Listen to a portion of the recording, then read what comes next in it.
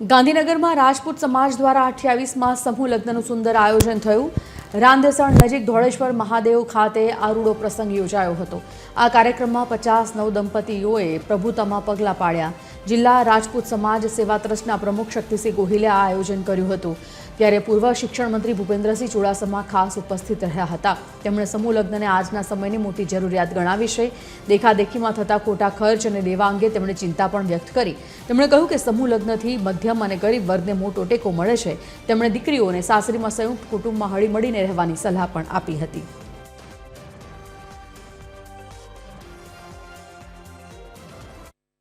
આજકાલ દરેક સમાજમાં આ સમૂહ લગ્ન એ જરૂરિયાત થઈ ગઈ છે।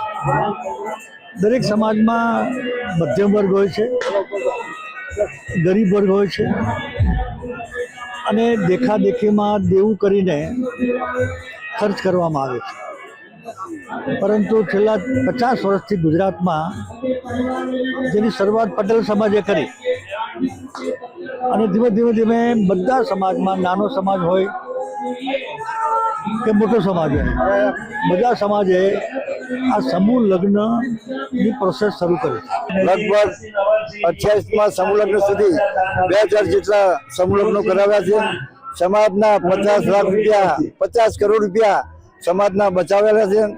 અમારો ભાઈ દેવું કરતા બચ્યો છે, જમીન વેચતા બચ્યો છે અને એ સમૂહ લગ્નના કારણે જે આર્થિક બચત થાય તેના કારણે અમારો સમાજ આઈએસ, આઈપીએસ, ડૉક્ટર, એન્જિનિયર, વકીલ આવી હોદ્દા પર પદવી પ્રાપ્ત કરે અને ખૂબ વિકાસ કરે એવી અભ્યર્થના